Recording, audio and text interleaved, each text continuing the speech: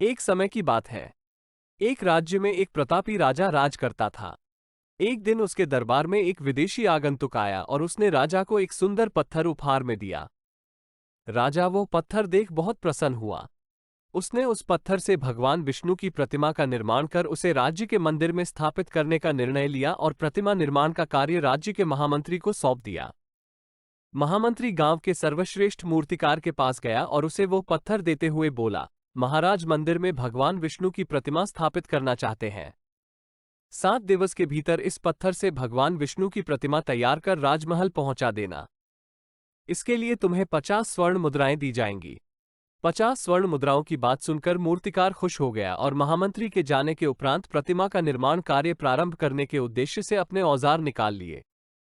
अपने औजारों में से उसने एक हथौड़ा लिया और पत्थर तोड़ने के लिए उस पर हथौड़े से वार करने लगा, किंतु पत्थर जस का तस रहा।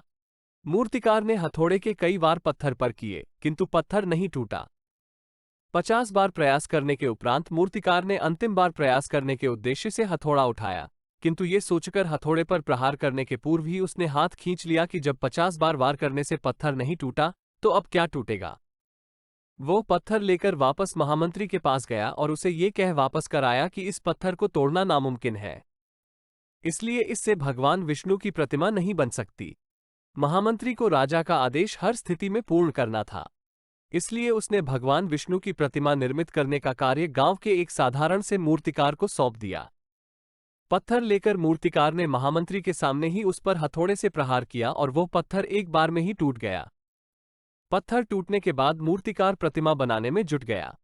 इधर महामंत्री सोचने लगा कि काश पहले मूर्तिकार ने एक अंतिम प्रयास और किया होता तो सफल हो गया होता और 50 स्वर्ण मुद्राओं का हकदार बनता। मित्रों, हम भी अपने जीवन में ऐसी परिस्थितियों से दो चार होते रहते हैं।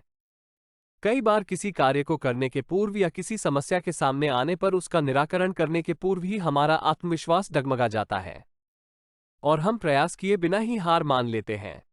कई बार हम एक दो प्रयास में असफलता मिलने पर आगे प्रयास करना छोड़ देते हैं, जबकि हो सकता है कि कुछ प्रयास और करने पर कार्य पूर्ण हो जाता या समस्या का समाधान हो जाता।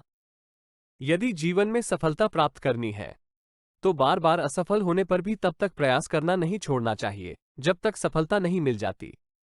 क्या पता जिस प्रयास को करने के पूर्व हम हाथ खींच ले वही हमारा अंतिम प्रयास हो और उसमें हमें कामयाबी प्राप्त हो जाए।